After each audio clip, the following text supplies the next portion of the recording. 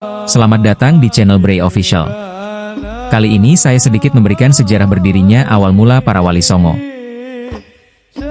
Para Wali Songo adalah tokoh-tokoh penting yang menyebarkan Islam di Pulau Jawa. Berikut adalah penjelasan singkat mengenai sejarah berdirinya masing-masing sunan. 1. Sunan Gresik, Maulana Malik Ibrahim. Asal, diperkirakan berasal dari Kashan, Persia, Iran. Ia tiba di Jawa pada abad ke-14. Awal mula dakwah, mendarat di desa Sembalo, Gresik, yang saat itu merupakan wilayah Majapahit. Ia memulai dakwahnya dengan cara berdagang dan berbaur dengan masyarakat. Kontribusi, menarik simpati masyarakat dengan keramahan dan budi bahasanya yang santun. Ia juga mengajarkan cara bercocok tanam dan mendirikan pesantren sebagai pusat pendidikan Islam. 2. Sunan Ampel, Raden Rahmat.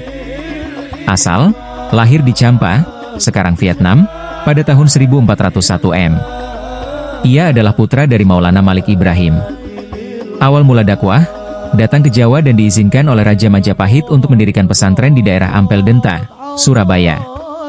Kontribusi, dikenal sebagai Bapak Para Wali karena perannya sebagai guru bagi para wali lainnya, termasuk Sunan Bonang dan Sunan Derajat. Ia juga memperkenalkan ajaran Moh Limo, Moh Main, Moh Ngombe, Moh Maling, Moh Madat, Moh Madon. 3. Sunan Giri, Raden Paku. Asal, lahir di Belambangan, sekarang Banyuwangi, pada tahun 1442 M. Awal mula dakwah, setelah menuntut ilmu di pesantren Ampel Denta, ia mendirikan pesantren di Giri, Gresik, yang kemudian berkembang menjadi kerajaan kecil bernama Giri Kedaton. Kontribusi, menyebarkan Islam melalui kesenian dan permainan anak-anak seperti jula-juli suwe ora jamu dan cublak-cublak suweng. Pengaruh dakwahnya menyebar hingga ke Madura, Lombok, Kalimantan, dan Maluku. 4. Sunan Bonang, Raden Maulana Makdum Ibrahim. Asal, putra dari Sunan Ampel. Awal mula dakwah, berdakwah di daerah Kediri, Lasem, Rembang, dan Tuban. Kontribusi, menyebarkan Islam melalui kesenian, seperti gamelan dan tembang-tembang yang berisi ajaran Islam.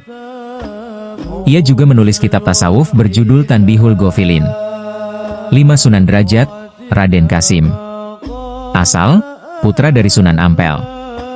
Awal mula dakwah, mendirikan pesantren di desa Derajat, Lamongan. Kontribusi, terkenal dengan jiwa sosialnya yang tinggi. Ia berdakwah dengan memprioritaskan kesejahteraan sosial dan mengajarkan etos kerja keras untuk mengentaskan kemiskinan. 6. Sunan Kalijaga, Raden Said. Asal, lahir pada abad ke-14 dan hidup hingga pertengahan abad ke-15 Masehi. Awal mula dakwah, berdakwah dengan memanfaatkan kesenian dan budaya lokal, seperti wayang kulit. Kontribusi, menggunakan wayang dan tembang-tembang Jawa untuk menyampaikan ajaran Islam, sehingga mudah diterima oleh masyarakat yang saat itu masih menganut agama Hindu dan Buddha. 7. Sunan Kudus, Jakfar Syadik. Asal, lahir di Demak pada tahun 1400 Masehi. Awal mula dakwah, berdakwah di daerah Kudus.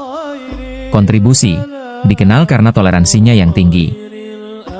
Ia menggunakan strategi dakwah dengan tidak menyinggung kepercayaan lama, misalnya dengan membangun Masjid Kudus yang arsitekturnya Mi. 8.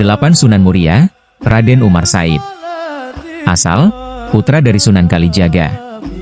Awal mula dakwah, memilih tinggal di daerah terpencil di Gunung Muria dan berdakwah kepada para pedagang, nelayan, dan rakyat jelata. Kontribusi, menyebarkan Islam melalui jalur budaya, menciptakan tembang Macapat Sinom dan Kinanti yang berisi nasihat-nasihat keagamaan. 9. Sunan Gunung Jati, Syarif Hidayatullah. Asal, lahir di Mekah pada tahun 1448 M. Awal mula dakwah, setelah menuntut ilmu di Timur Tengah dan mampir di Pasai, ia tiba di Cirebon dan membantu pamannya Pangeran Cakrabuana menyebarkan Islam. Kontribusi, menjadi satu-satunya wali yang juga menjabat sebagai kepala pemerintahan, mendirikan Kesultanan Cirebon dan Banten. Ia menggunakan jalur pernikahan dan kekuasaan untuk memperluas pengaruh Islam.